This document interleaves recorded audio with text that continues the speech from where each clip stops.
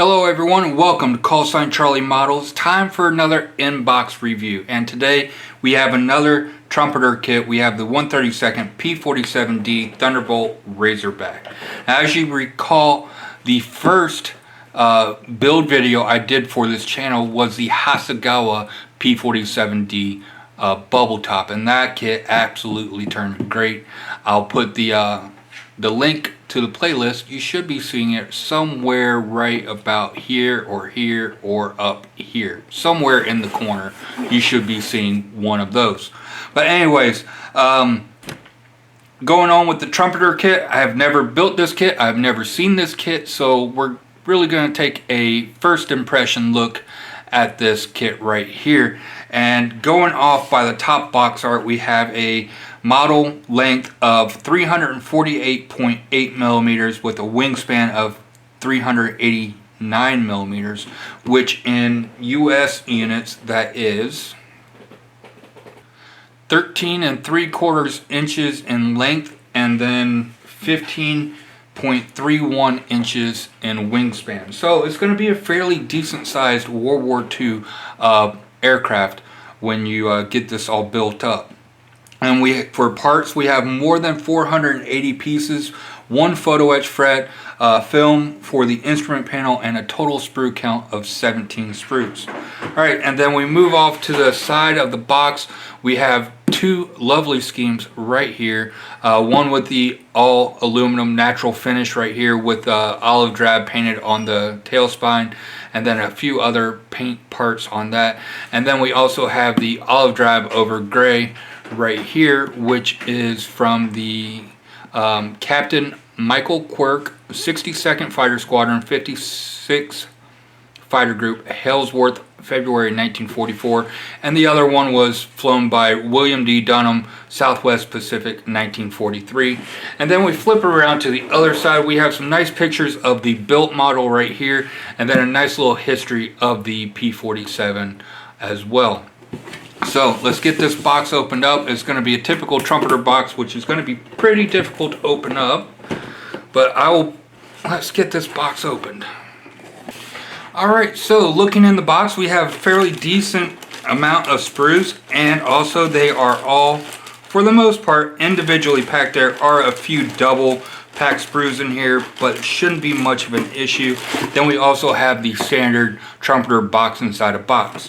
So what I'm going to do is I'm going to go ahead and get everything set up, and so that way we can start going through the instructions, the decals, and then all the plastic. So give me 1 second and I will be right back. Alright, so starting off with the instructions, again, this is kit number 02262 right here, and then we have the standard Trumpeter landscape type booklet format for our instructions. We also have the decal application instructions, and also the legend of symbols that we will be using throughout this build right here. And then we open it up, and again we have the sprue callouts, and the sprue numbers are the actual part numbers are legible. They are a little bit small, so if you have a hard time seeing, you might want to get your readers out or get some magnifiers out to see these. But again, they are, for the most part, the numbers are legible. And then moving on, again we have a one-piece cowl right here, or rubber tires, photo etch fret, and then a few other parts, decals, and then our film right there. We also have a list of unused parts. So 1, 2, 3, 4, 5, 6, 7 unused parts in this kit, which for the amount of plastic that's in here, that's a pretty decent amount. Alright, so now starting off with the build, we're starting off with our cockpit. We have our pilot seat right here along with our instrument panel. It's going to be a three-part instrument panel with our clear part, our film, and then the back plate for the film. So you're going to paint this white, put the film on, and then you're going to put your glass part on top of that. Also, with our rudder pedals and our gun sight going on, we do have the option of 2 different gun sights on this kit as well. After that, we're working on our cockpit tub, getting all of our cockpit tub assembled with our sidewalls, our control stick, forward and aft wall. And then after that, we are getting in our seat and our instrument panel, and we also have a photo etch seat belt as well. Again, I'm not a fan of photo etch seat belts, so I will definitely be looking for some Quinta Studios or HGW seat belts with that. Alright, then moving right along, we're starting off with our wheels. We have the rubber wheels. We have a little insert to go into the middle of the wheels right there, and then we're attaching our strut and our landing gear doors on that as well. We're repeating for both sides. Alright, and then moving right along, we're starting to work on our engine. Looks like there's going to be a fairly decent amount of detail on these engines. With the Pratt & Whitneys, they were very, very large, and you will be able to see a good amount of this through the engine cowl right here. But adding in all the detail on here should be a fairly nice detailed build. All you should need to do is add in some spark plug wires, and you should be all good to go. Alright, then moving on, we're working on our supercharger right here, getting all of that attached and assembled, and then going into the belly pan right here. And then we're getting all of that attached and closed up. We have that attached to our cockpit right here, and then we have the framing and then our firewall, and getting all this detail stuff in all through here. So going to be a very nicely detailed kit as well. Alright, then moving on, we are getting our engine attached with some plumbing also. I'm wondering if you're going to be able to see back in here, if you're going to be able to open up any of the panels on this. And then we're getting our fuselage halves closed together. We also have a couple of parts to go into the back end right behind the cockpit as well. But I don't know how much of that you're going to be able to actually see.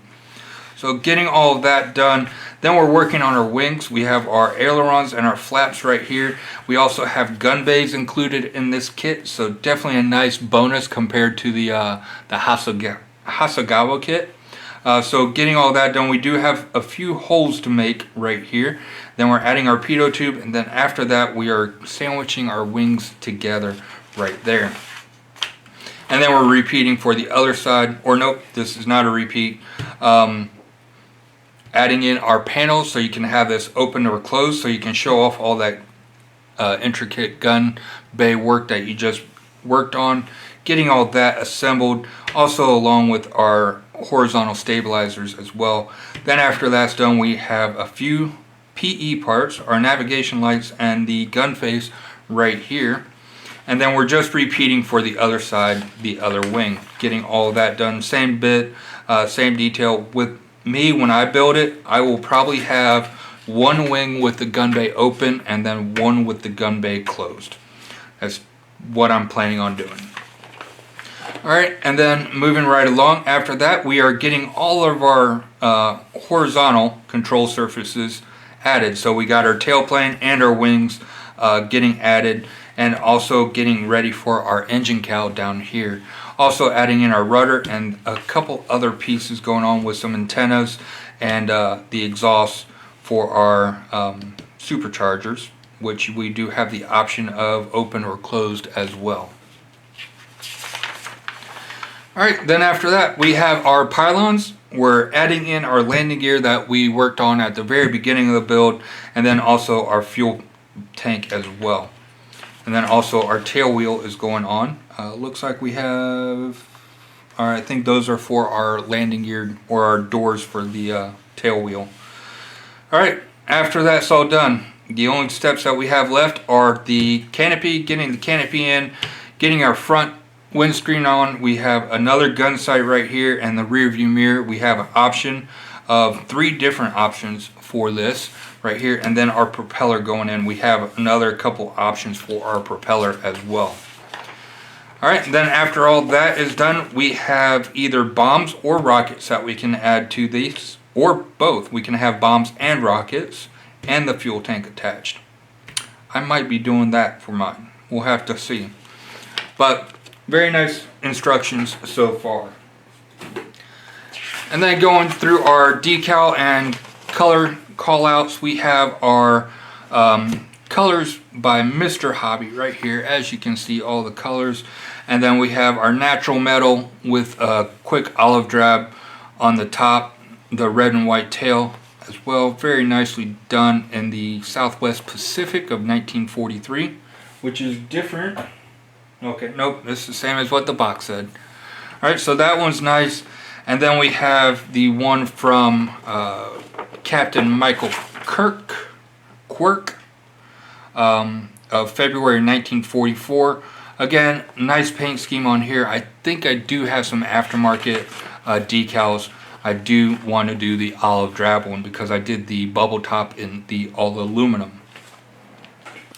Alright, first up we have a small decal sheet. This is for our nose art, and it looks like we have Donald Duck here. Very nice with a red ass right there, or red butt, I'm sorry. But again, very nice, nicely done. Some very nice artwork on this one. I might save this one just for something else, I don't know. But again, very nice artwork on that. Alright, now moving on to our main decals. Again, some nice decals through here. Some nice artwork going on. All the decals do look nice. And also with the national emblems right here, we do have them separated just to make ease of application going over the exhaust for the superchargers. A little bit easier on that part. So again, very nice on the decals. Shouldn't be any issue with anything on here. Again, I have the aftermarket ones, but these should be fairly nice.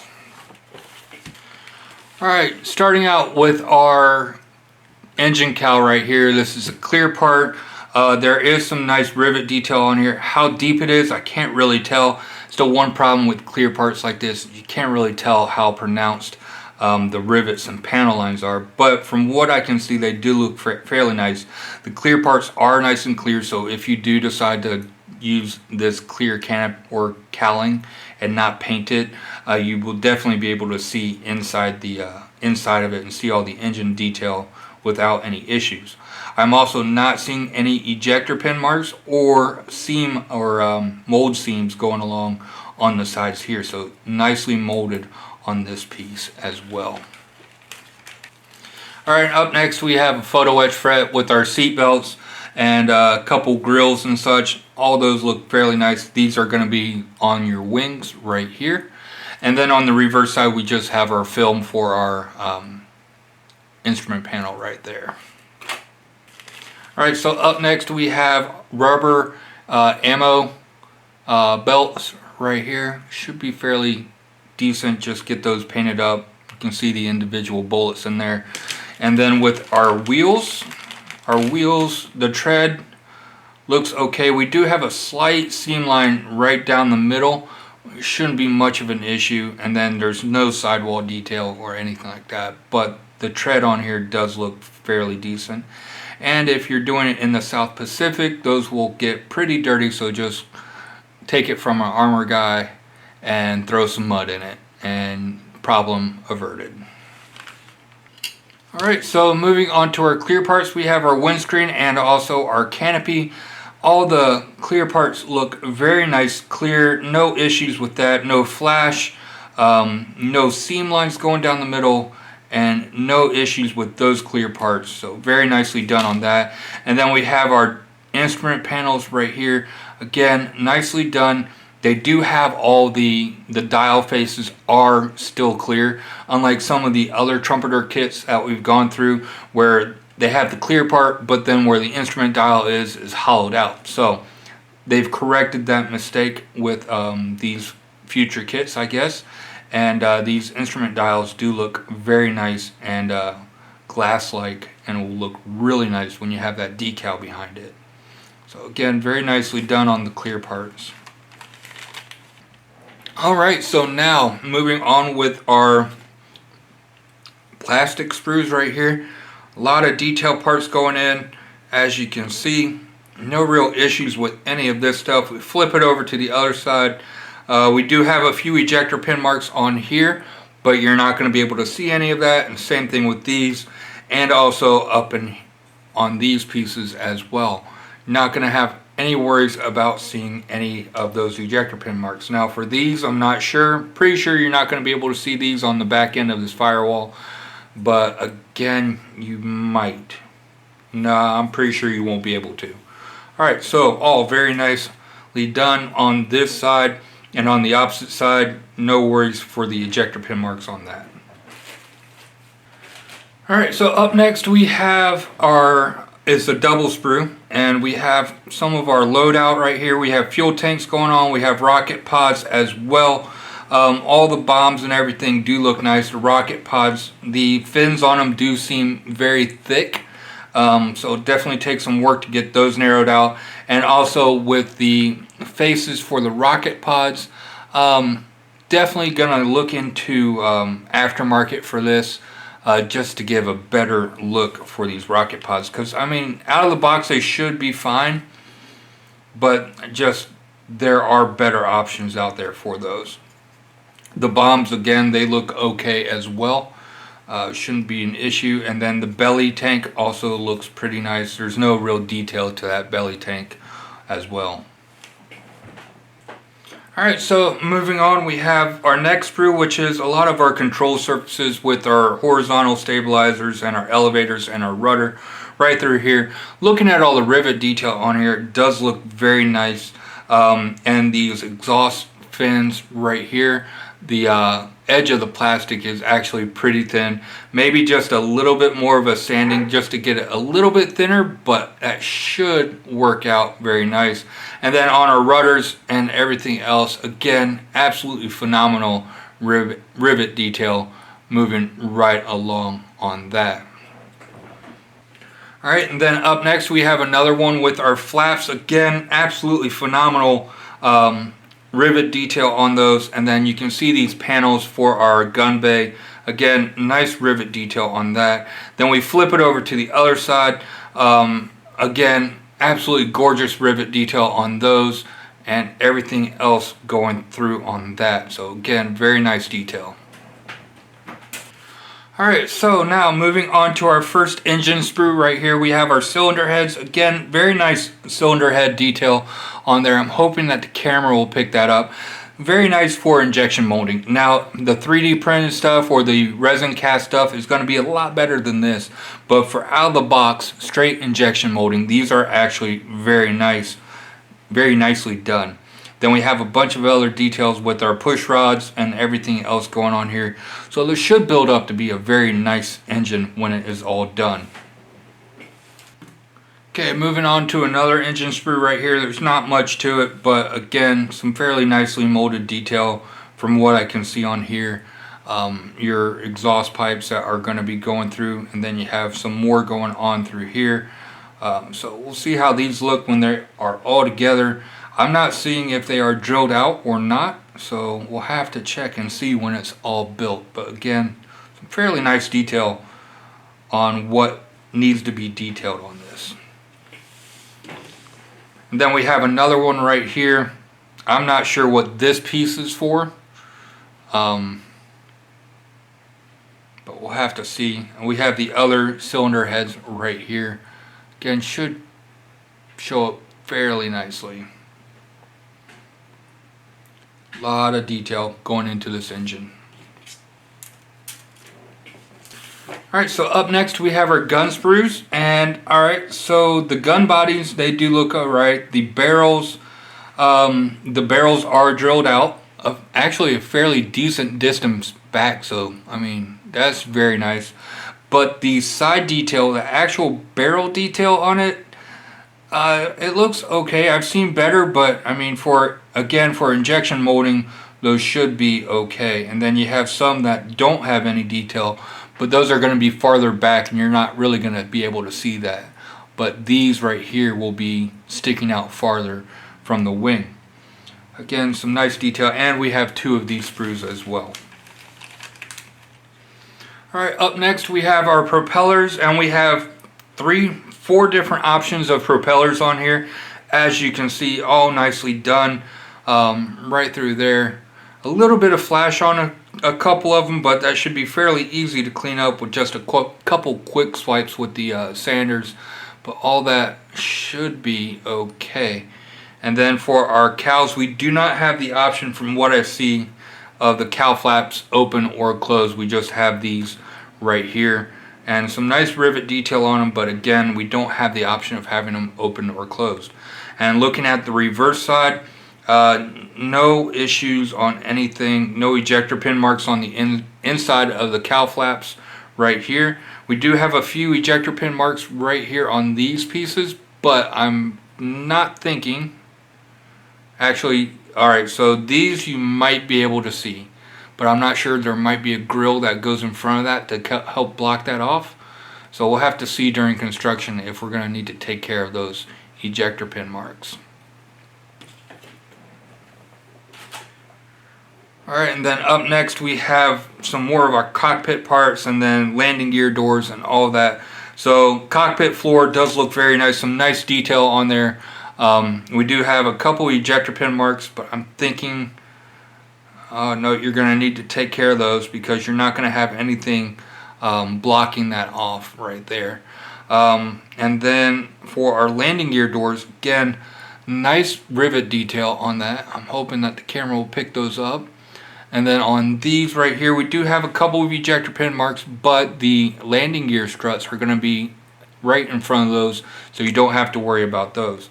And for our landing gear struts, they do look okay. They are in one piece. We do have a mold seam going down the middle on this backside right here to take care of, but there shouldn't be much of an issue. And then on our landing gear or our tail wheel doors, we do have a couple of ejector pin marks right in there as well. So those might be a little bit difficult to get to, but if you use some perfect putty or Vallejo putty or something like that to take care of them, they shouldn't be too bad. Now flipping it over to the other side, for our sidewalls on our cockpit, again, some nice radio detail on there, some nice box and electronics details, so it should be fairly nice on that. And then everything else on here looks pretty decent.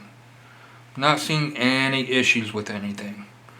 We have the back side of our instrument panel right here, so if you want to go super detailed, you can add in all the wiring to the back of each of the dials and then connect that. I've seen people do that, and that looks absolutely amazing when it's all done. Alright, so now moving on to our wings. Alright, so starting off with the lower wings, we have absolutely gorgeous rivet detail on these. As you can see, just looking really nice on that. And then our upper wings, we have, again, absolutely gorgeous rivet detail, panel line detail. Everything on here looks very nice. And then we have the openings for our gun bays as well. So I am not seeing any ejector pin marks on these where our ammo chutes are going to be going, so that's very nice. Even though I think the ammo belts would be over top of it, so you wouldn't be able to see it anyways, but it's nice that they're not there. Now we flip it over to the other side. Alright, so we do have a few ejector pin marks, but those are all in places that we're not going to be able to see. We do have some very nice landing gear detail, as you can see right in there. Some nice cabling detail all through there. So very nice for the out of the box landing gear. I will not be using aftermarket landing gear wells for this kit because those are actually very nice. Alright, so now on to our last sprue, and this is the fuselage. I saved the best for last. So starting off with the fuselage right here, again, absolutely gorgeous rivet detail and panel line. This is going to weather up absolutely perfectly when all done and look absolutely amazing when you put some chipping and some dirt and some just crud going on there, because these guys would get rather dirty when they were flying, especially the ones that are in the Pacific as well. So again, very nice on those right there. And then we have all of our antenna detail going on. These antennas are very small and they're going to be very fragile, so be very careful when you are cutting them off the sprues. But everything else on here does look fairly nice. Looks like,